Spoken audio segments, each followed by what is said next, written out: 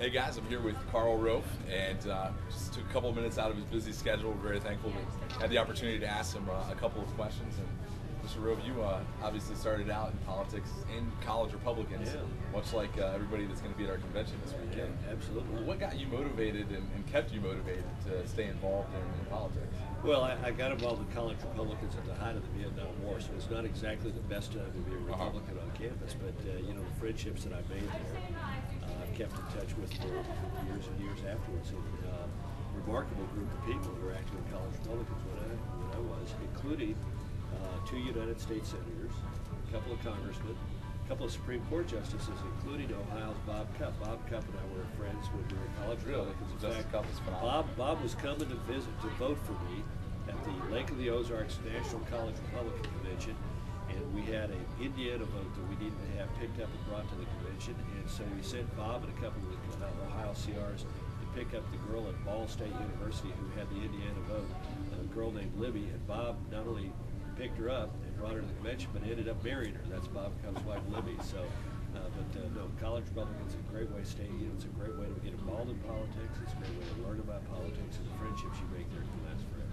Very good. And I know when you were in college Republicans, you held the position of national executive director, and also then ran for chairman, crisscross the country. Yeah, exactly. And we actually did a campus tour this last fall and put about 6,000 miles on my Ford Escort, driving around the state. What sort of that kind of galvanized you? Oh yeah. No. Look, being executive director was great. I had I became executive director when I was 19 years old. Yeah. So.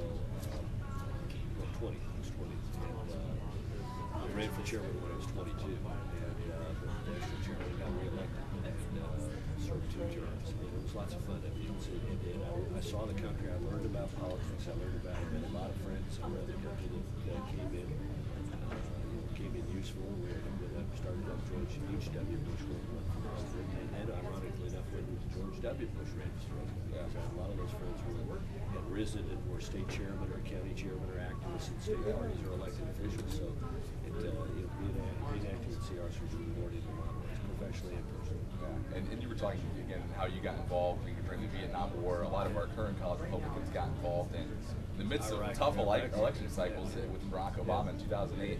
What sort of advice would you give to them that the tide will turn? Yeah, it will. It's going to. And then look, it's a lot of people voted for Obama because they thought he'd be something different. He's turned out not to be different.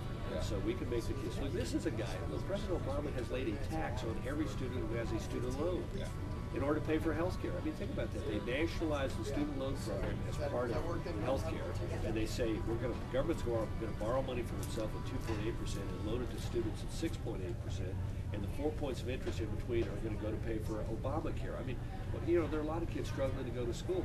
In the health care bill, there's another provision, for example, that says we're going to have what's called community rating, which means we will charge younger, healthier people more for their health insurance in order to subsidize older, not so well people like me. And I mean, it's sort of like, well, what happened? I thought you were supposed to be the guy who's going to be fair and different.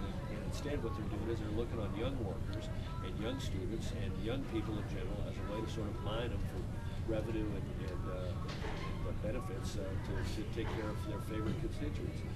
Yeah, and I think a lot of people on campus are starting to wake up to that. We're seeing momentum. Well, stay in the fight. That's the most important thing. Stay in the fight. We can't win the argument if we don't make the argument. And you got to make the argument. And I'm going to a lot of college campuses. I just was at the University of Texas in Austin yesterday. I'm going to be at the University of Minnesota on Thursday. And look, it's not exactly cool to be a Republican on campus. And when I show up, I don't know, I'm a little bit of a cut. People show up and protest, but I like doing it.